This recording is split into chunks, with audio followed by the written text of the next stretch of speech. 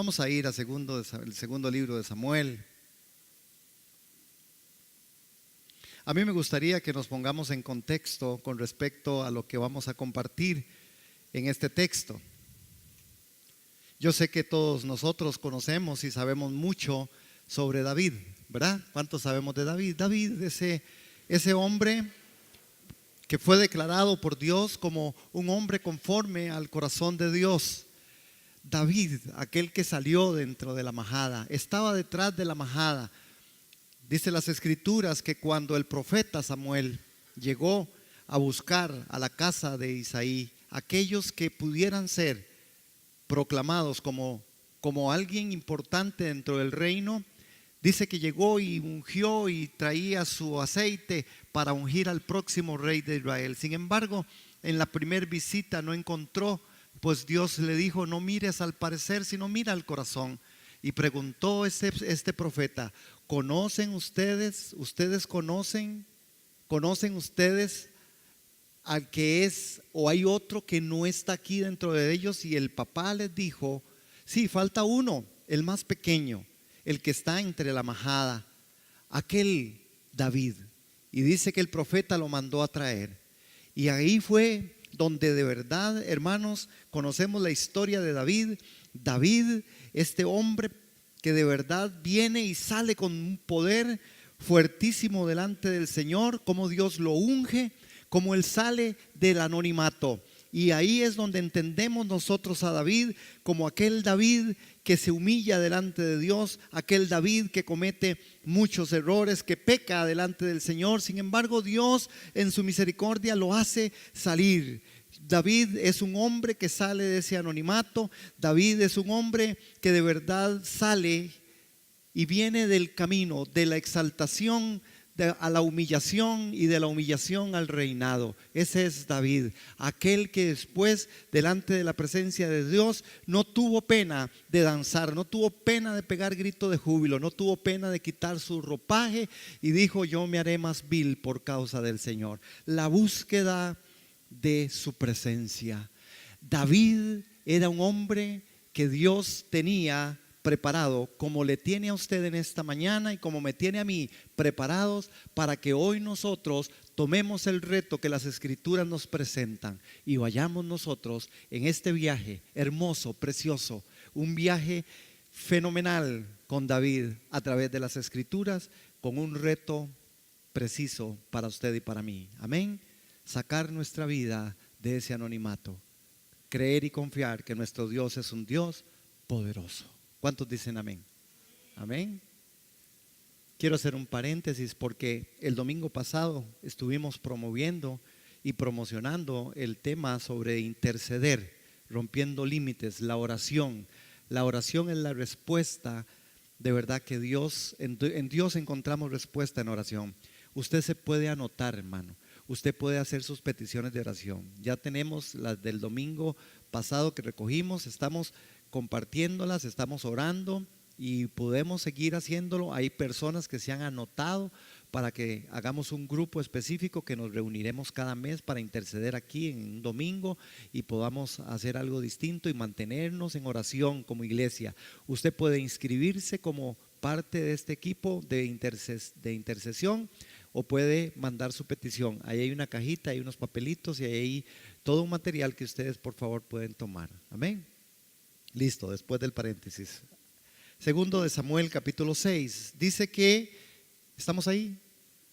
David volvió a reunir a todos los escogidos de Israel, 30,000, y se levantó, verso 2, y se levantó David y partió de Bala, de Judá, con todo el pueblo que tenía consigo, para hacer pasar de allí el arca de Dios, sobre la cual era invocado el nombre de Jehová de los ejércitos, que mora entre los querubines.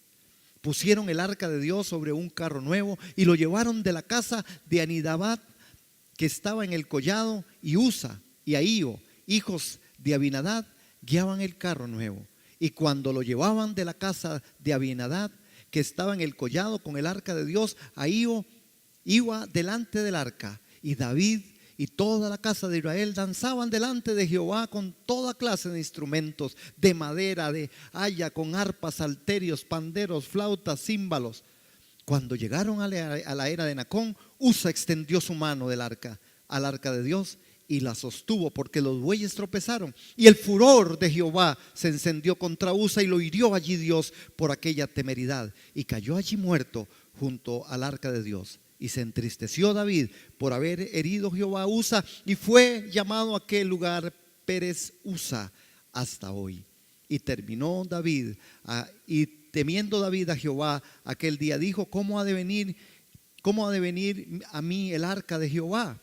De modo que David no quiso tener para sí el arca de Jehová a la ciudad de David, y la hizo llevar David a la casa de Obed-edom en Geteo. Y estuvo el arca de Jehová en casa de Obed-edom Geteo 3 meses, y bendijo Jehová a Obed-edom y a toda su casa. Amén. Si nosotros quisiéramos leer como yo a veces leo el periódico de atrás hacia adelante, tendríamos que poner en perspectiva algo. Y mientras el arca de Jehová estuvo donde Obed-edom Geteo, 3 meses, bendijo Jehová toda su casa. La presencia de Dios es bendición para el que la porta.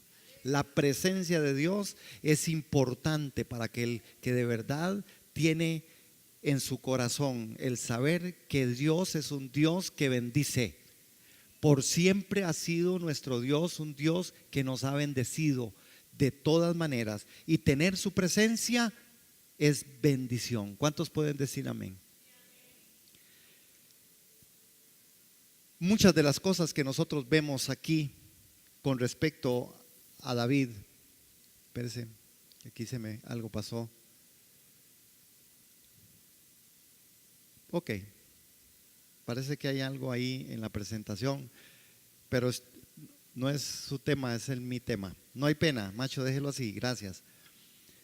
El camino a la exaltación es el camino a la humillación. El Salmo 132, en el verso del 1 al 6, parece que es el contexto con el cual David tenía un compromiso.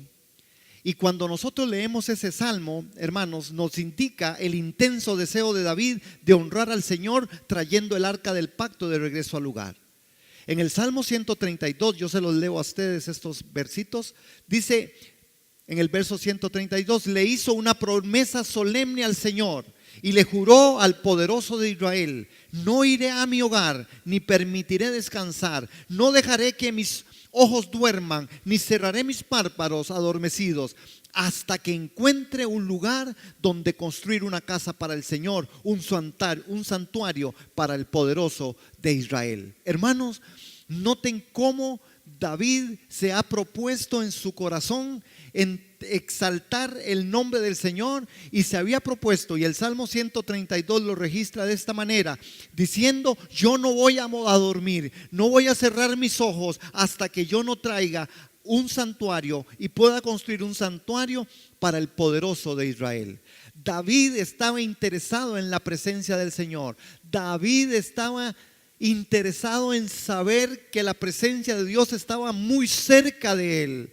Qué importante, hermanos amados, en esta mañana es lograr entender esto, capturarlo y poder decir: yo quiero la presencia del Señor en mi vida. Cuando nosotros hablamos de la presencia del Señor, vamos más allá de la salvación. Nosotros somos salvos, amén. Y esto pues por gracia y misericordia de Dios. ¿Cuántos damos gloria al Señor? Su sacrificio fue una vez hecho y para siempre, amén. Esa es gracia de Dios, salvación. Pero cuando nosotros hablamos de la presencia del Señor, estamos hablando de algo más, hermanos. Estamos hablando de pasar de lo bueno a lo mejor. Estamos pasando de pasar de lo ordinario a lo extraordinario. Es que ser salvo es una bendición, pero la presencia de Dios que camina y cabalga conmigo todos los días de mi vida, esto es mayor que la vida, esto es mayor que la salvación. La salvación nos pone en un momento, en un lugar específico. La salvación nos hace poder tener la aspiración y la esperanza gloriosa de estar a su presencia un día.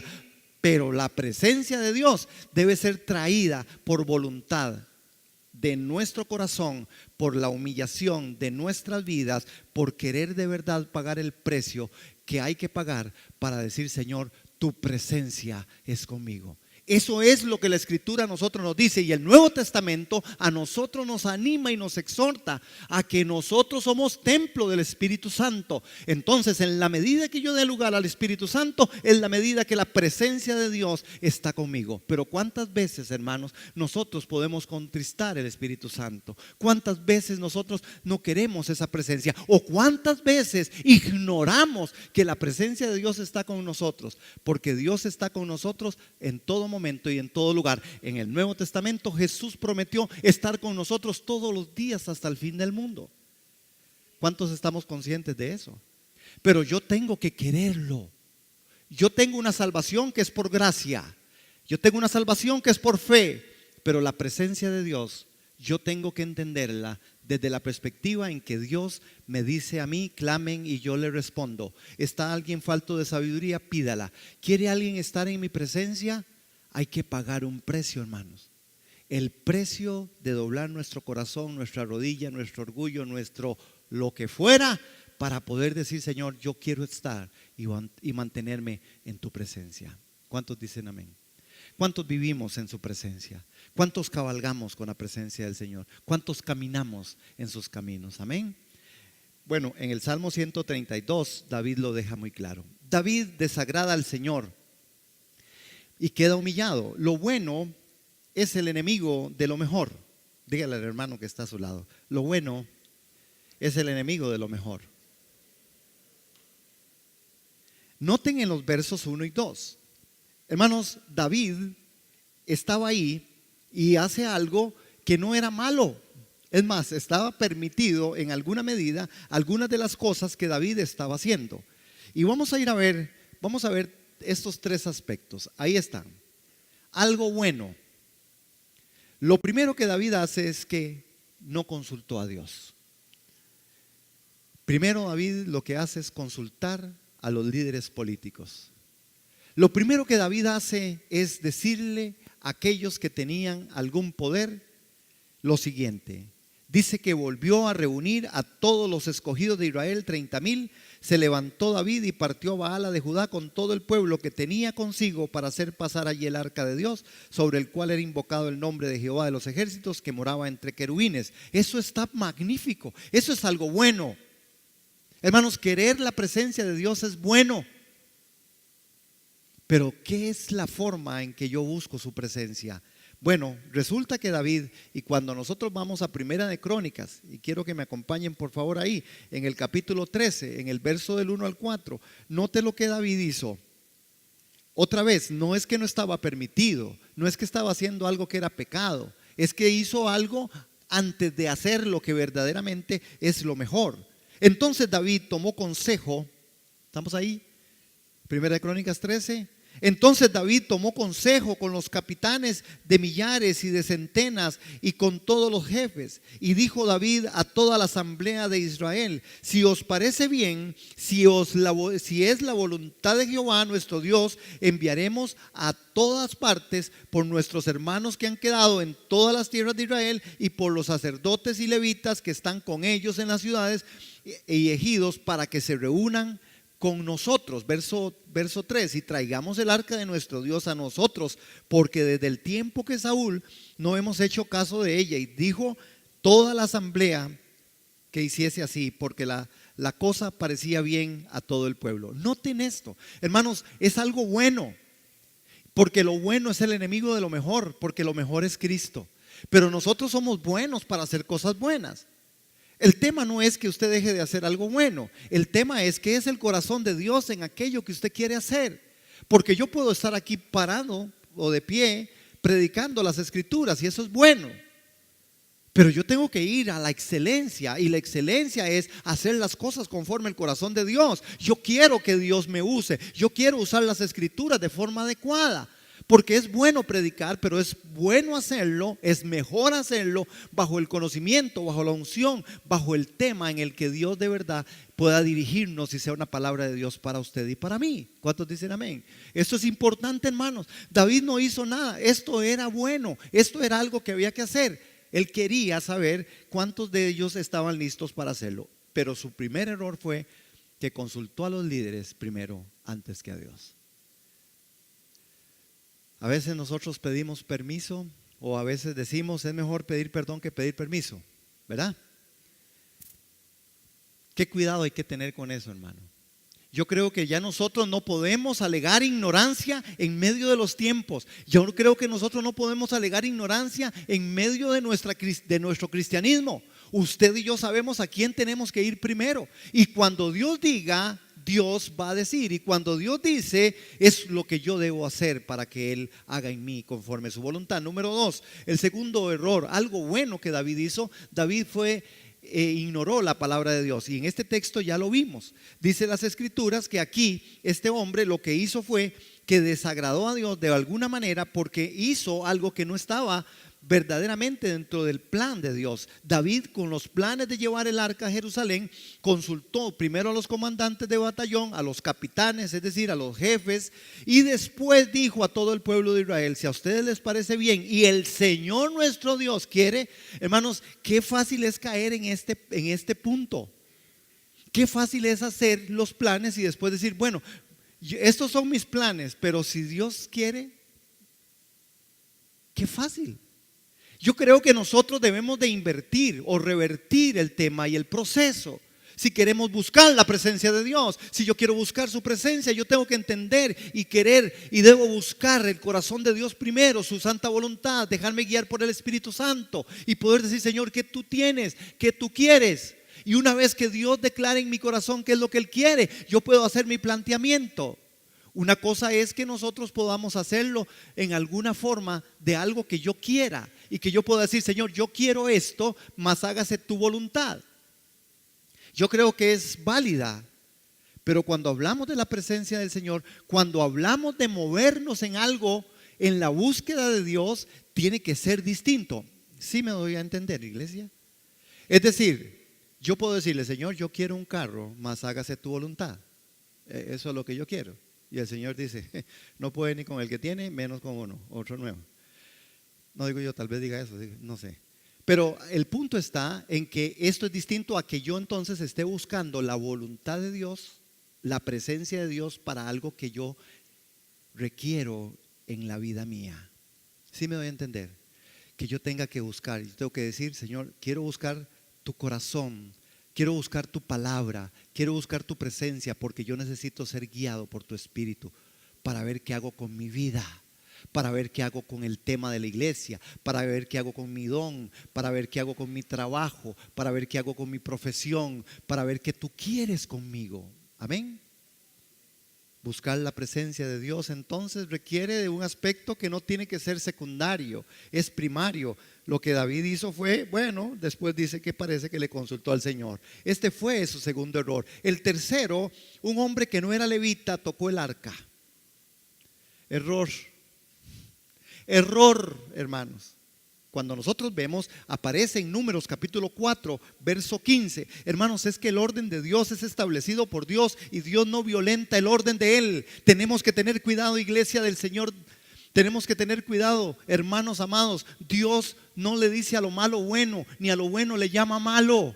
Dios no es un Dios que juega así. Dios es un Dios particular. Dios es un Dios radical. Dios es un Dios lleno de gracia, lleno de amor. Pero es consecuente con su plan, es consecuente con su estructura, es consecuente con lo que Él nos ha dicho. Amén. Si Dios dijo, así se hace. Ninguno que no fuera un levita podría llevar el arca. Aquí hay algunas cosas que David hace, hermanos, que es la componenda del mundo. Los filisteos, y para los filisteos fue algo que se les permitió. Para los filisteos era permitido cargar el arca en un carro nuevo con bueyes. A los filisteos se les permitió muchas cosas mientras tuvieron el arca por 40 años. Pero a los hijos de Dios estaba establecido y escrito que así no debía ser, que debía ser de la forma adecuada. El arca debía ser tomado por aquellos levitas y ser puesta sobre los hombros. ¿Saben por qué, hermanos? Cuando el arca era puesta sobre los hombros de los sacerdotes, de lejos y al frente donde el arca siempre tenía que ir, lo único que se miraba era el arca y aquellos pies de los hombres caminando. ¿Saben por qué, hermanos? Es para otra prédica, pero no importa. porque la única cabeza será por siempre nuestro Cristo. La cabeza de los sacerdotes no se miraba, lo que se miraba era el arca sobre los hombros de los sacerdotes. Nosotros tenemos que pasar con el arca. Nosotros somos los que llevamos hoy el arca de Dios, su presencia, en donde Él es la cabeza, nosotros su cuerpo. Su cuerpo, su cuerpo, su interés por Él, por ella, su interés por la iglesia, su interés por los negocios de Dios, su interés y mi interés por las cosas que Dios quiere, porque Él es la cabeza, Él es el pensante, Él es el que va adelante. Nosotros solamente somos instrumentos, vasos de barro, vasijas de barro en sus manos. ¿Cuántos pueden decir amén al Señor? Hermanos, resulta que entonces este hombre cae muerto. Lo bueno es el enemigo de lo mejor.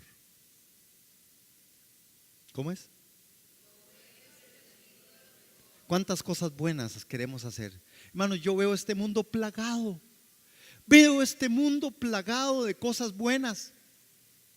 Máxime cuando llegan las declaraciones de renta. Digo yo, no sé, aparecen algunas donaciones ahí extraordinarias.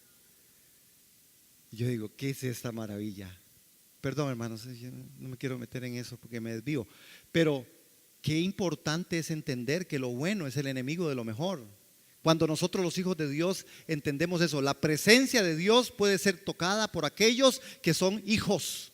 La presencia de Dios debe ser solamente llevada por aquellos que hemos pagado el precio de querer saltar del anonimato y decir: yo soy hijo de Dios, yo vivo la escritura, yo vivo en santidad, yo vivo conforme el corazón de Dios. Sí, todavía no perfecto, sí, todavía hay pecado, sí, todavía hay cosas que me cuestan, pero yo sigo a Cristo, yo he decidido seguir a Cristo. La cruz está ante mí, el mundo atrás quedó. Yo no vivo conforme al mundo, yo vivo conforme a Cristo, y conforme a Cristo vivo, camino y trasciendo. Entonces la presencia de Dios puede ser palpada, puede ser llevada por este vaso de barro. ¿Cuántos dicen amén?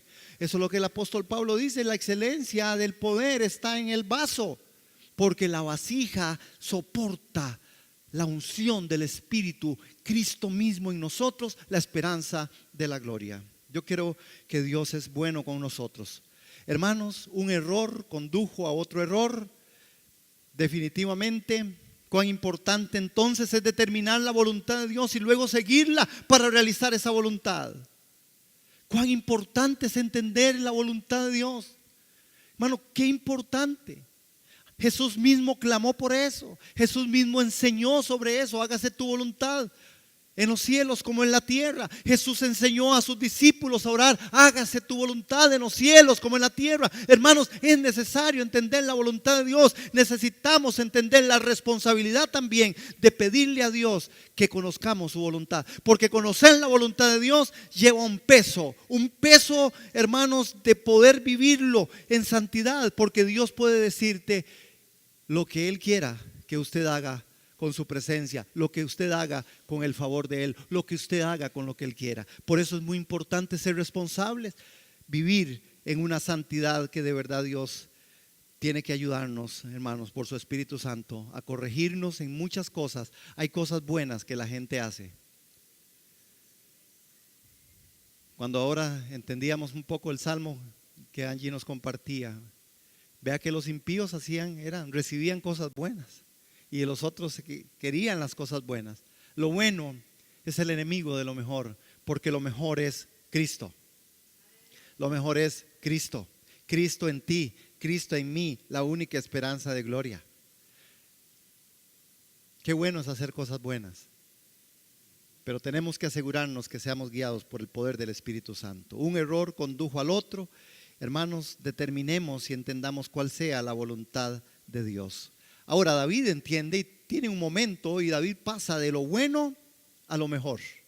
Qué importante, hermano, porque David muestra su celo. A partir del verso 11 en adelante, nosotros vemos a David, cómo David empieza a trabajar y a tratar de hacer algunas cosas distintas.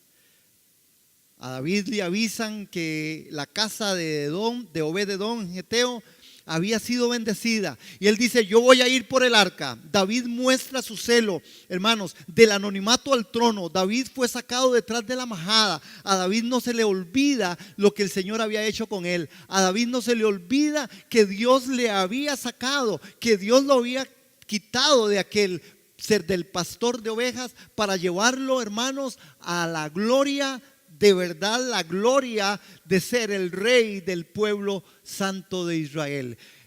David pasa del anonimato al trono. Hermanos, salir del anonimato. Yo quiero que refresquemos nuestra memoria con respecto a esto en 2 de Samuel capítulo 6, verso 12 al 14. Y creo que aquí también hay una palabra de Dios para nosotros, saliendo del anonimato.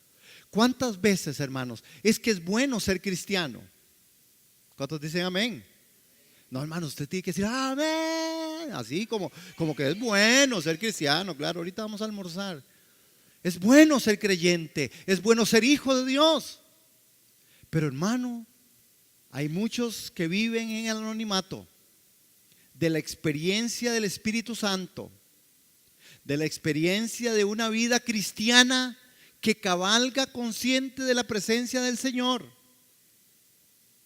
Necesitamos salir del anonimato. Del anonimato necesitamos salir. Hay algunos que hoy hacen alarde a su pecado y salen del ropero. ¿Y nosotros? ¿Vamos a salir o no vamos a salir? No es del ropero, es del closet, ¿verdad? Con razón no se rieron. Era mi mejor chiste de hoy.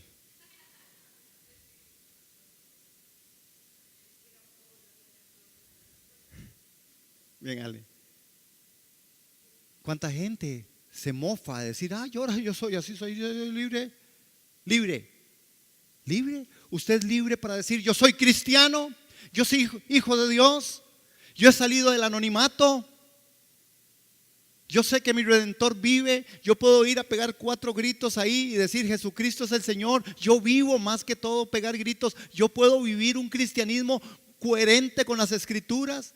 Yo puedo vivir un cristianismo consecuente con el evangelio de Jesucristo. Eso es salir del anonimato. Necesitamos salir del anonimato. Por eso, hermanos, David, cuando le fue dado aviso en verso 12 al verso 14, dice que diciendo, Jehová ha bendecido la casa de Obed-edom. Estoy en 2 de Samuel 12, 6, 12, 14. Dice, y todo lo que tiene a causa del arca de Dios. Entonces David fue y llevó con alegría el arca de Dios de casa de Obed-edom a la ciudad de David. Cuando los que llevaban el arca de Dios habían andado 6 pasos, él sacrificó un buey y un carnero engordado. David danzaba con todas sus fuerzas delante de Jehová, y estaba David vestido con un éfod de lino. Hermanos, David muestra este celo de lo bueno a lo mejor. Fue dado aviso al rey y el rey dice, vamos a ir a hacerlo. Durante estos 3 meses David sin duda examinó su corazón y confesó sus pecados. Sin duda se volvió, hermanos, a la ley para descubrir las instrucciones de Dios para transportar el arca. En Primera de Crónicas capítulo 15 verso 1, verso 2, 12 y 13, Dios le estaba diciendo, David, tienes que extender las escrituras, tienes que entender el principio. Usted no puede ser un cristiano que no sepa las escrituras. Usted no puede ser un creyente que no entienda el poder de Dios a través de la palabra. Usted y yo no podemos vivir sin las escrituras, sin conocerlas, sin oírlas, sin vivirlas, hermano. Porque cometemos este tipo de fracturas, cometemos este tipo de errores. Nosotros somos cristianos que si queremos salir de ese anonimato necesitamos presentar defensa en mansedumbre de este evangelio que es Cristo y este crucificado, hermano. David tuvo que reflexionar 3 meses, un curso intensivo, hermanos. Vino al discipulado los martes, ¿no? Y aprendió que el arca se carga de una forma diferente, que él no podía pasar de lo establecido, que Dios no le dice a lo malo bueno ni a lo bueno le llama malo, que Dios es un Dios justo. Y entonces David, hermanos, empieza a tomar, y Dios usa a David de una forma impresionante, porque usa a David para la expresión del gozo del corazón.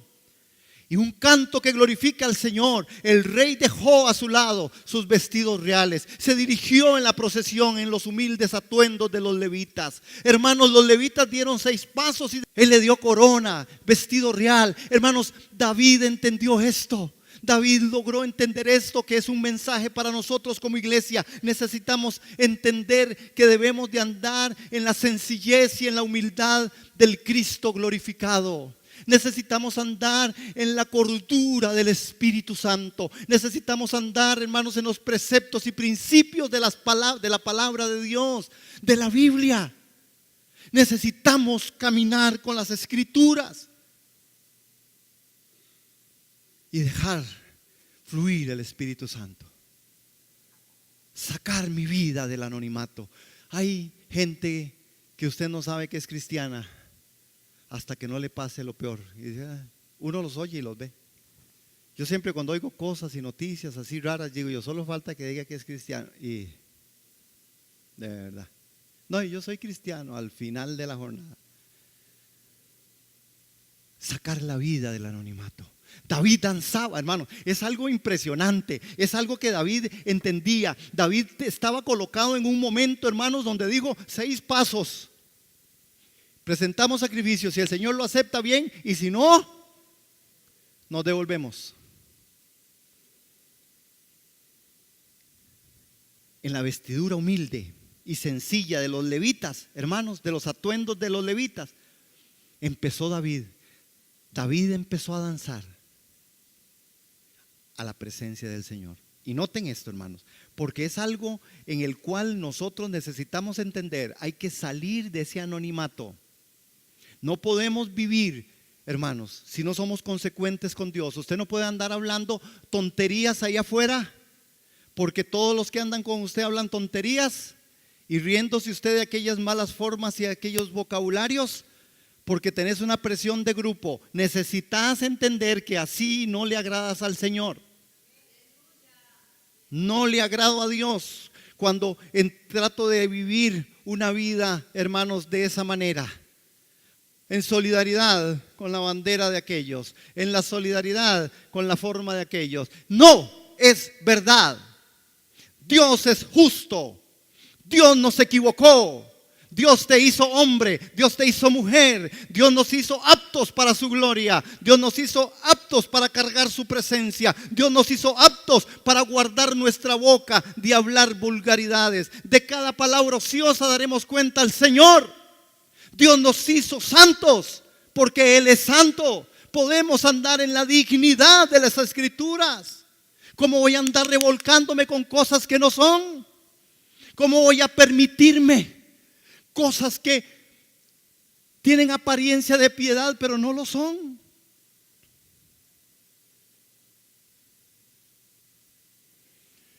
Perdón, hermanos. A veces lo que se ve no se pregunta. Hay cristianos, dicen ser cristianos, cuando yo los veo en su forma, y algunos todavía se dan el lujazo en su libertad de las redes sociales, hermanos, y ponen cada cosa que usted dice: Señor Jesús, acompáñame.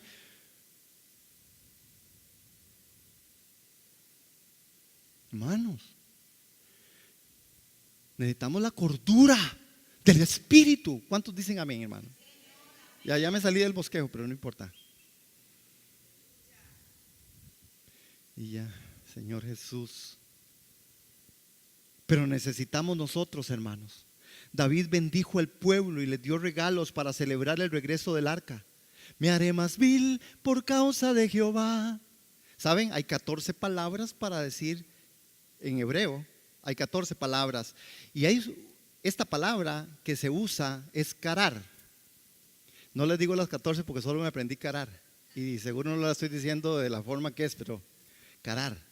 Carar es una de las 14 palabras que se usa para exaltar el nombre del Señor. Y la que usa David es carar. ¿Saben qué significa? Es pegar gritos de júbilo. Es remolinear. Carar, remolinear, saltar, cantar, danzar, bailar. Aleluya. Saco mi vida del anonimato. Me dijeron que no puede brincar aquí. Me dio corona y vestido real. Así Jehová exalta al pequeño por causa de él. Pero se da vergüenza. Pero cuando estamos ahí con la ultra no nos da vergüenza. No se vale. ¡Ay, la brisa!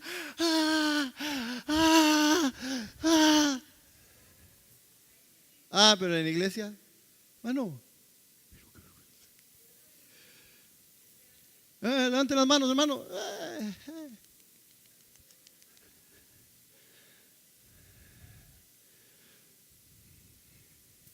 Y así dicen que me voy a ir al fondo.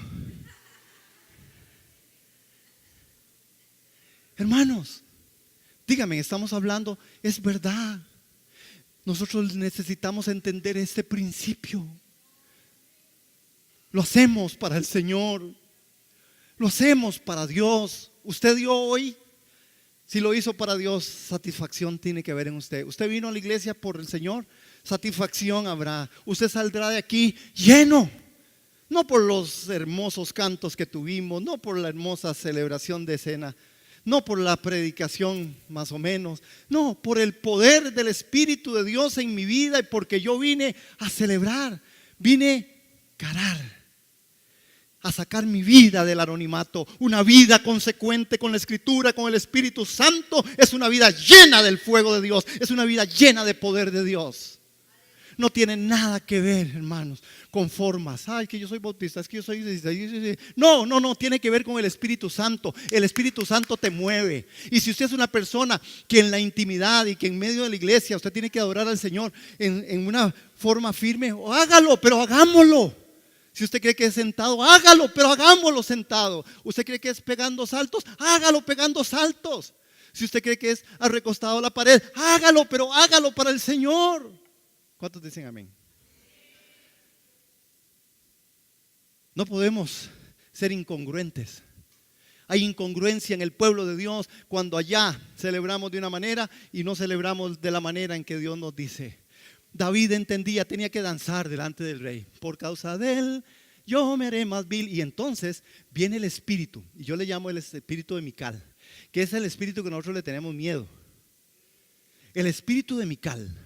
En Primera de Crónicas, capítulo 15, versos 28 y 29, y tengo que correr porque todavía falta que pasen los niños, ¿verdad? Entonces, en este Primera de Crónicas, el espíritu de Mical, hermanos, vean el verso 28 y 29, dice, así todo Israel iba subiendo el arca del pacto del Señor con aclamaciones, con sonido de bocina, con trompetas, con címbalos muy resonantes, con arpas y con liras. A mí me encanta, hermano, oír cuando aquí los hermanos y traen pandereta y nos volvemos panderetas. Qué bueno ser pandereta, hermano, es que es buenísimo. Como ser sapricista más o menos. Es algo especial, es algo bonito. O ser herediano, bonito. O es algo bello. Y yo sé, hermanos, que tenemos que instruirnos. Yo creo que los que usan pandereta necesitan instruirse, pero no dejar de hacerlo. Es instruirse para ir al ritmo de la música. Pero no dejar de hacerlo. Necesitamos panderetear. Necesitamos humillarnos delante de Dios. Necesitamos postrarnos. Necesitamos los ejercicios espirituales. ¿Cuántos dicen amén? Y entonces dice que todo sonaba, las bocinas, las trompetas, los címbalos, los resonantes, con arpas, con liras. ¡Qué pueblo más alegre, hermanos! Yo siempre he defendido que nosotros somos una iglesia seria, pero no aburrida. Y yo creo que necesitamos, y gracias a Dios por los jóvenes que hoy mostraron, de verdad, qué hermosos. Es que yo los amo y me siento identificado y me acuerdo de aquellos tiempos cuando yo era joven, ¿verdad? Entonces, sucedió que cuando el arca del pacto, en el verso 29, del pacto del Señor entró en la ciudad de David, Mical, hija de Saúl, miró por la ventana y vio al rey David saltando, regocijándose, y lo despreció en su corazón.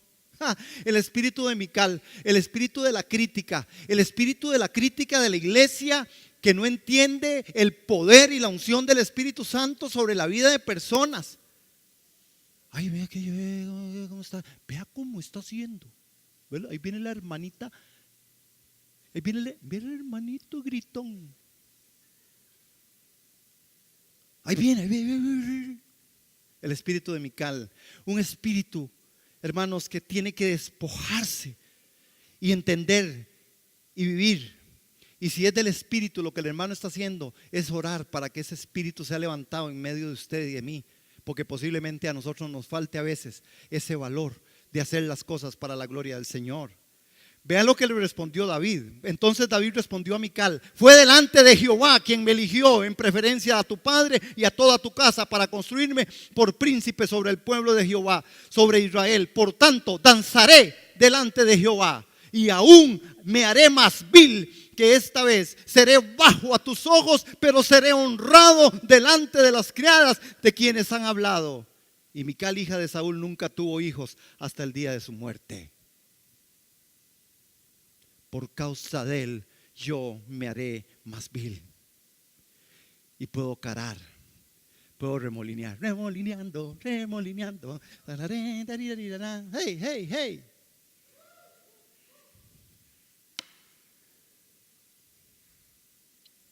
Amén. Que el Espíritu nos guíe. No es hacer bulla. El apóstol Pablo nos manda que seamos ordenados en el culto, hermanos. Que seamos consecuentes con las Escrituras. Pero cuando el Espíritu de Dios viene y hace y usted le indica lo que quiera Él, hágalo, por favor, hermano. El precio de comprar la presencia de Dios. David le dijo: yo lo siento, Mical, lo hice delante del Señor. Aleluya. Ay, yo me gozo, hermano. Yo lo hago delante del Señor. Voy a terminar aquí, solo con un punto para no usarme del espacio. El camino a la exaltación es el camino a la humillación. Eso es verdad, hermano. Ahora David pasó de lo bueno a lo mejor. Lo mejor es Cristo. Lo mejor es hacer su voluntad. La búsqueda de la presencia del Señor debe ser un punto en el que nosotros nos encontremos. Este es el espíritu apropiado para el cristiano, hermanos. Honrar al Señor sin tener en cuenta los obstáculos que Satanás pueda poner en medio de mi camino. Honrar y buscar su voluntad y buscar su presencia. El mundo necesita a Cristo. El mundo no necesita iglesotas o muchas. El mundo necesita a Cristo, y gracias a Dios por las iglesotas y por las muchas. El mundo necesita entender y poder ver a Cristo en mí, la esperanza de la gloria. Buscar su presencia, hacernos más vil, salir del anonimato. Iglesia, es tiempo de orar. El Señor viene, hermano. El Señor viene y viene pronto, hermano.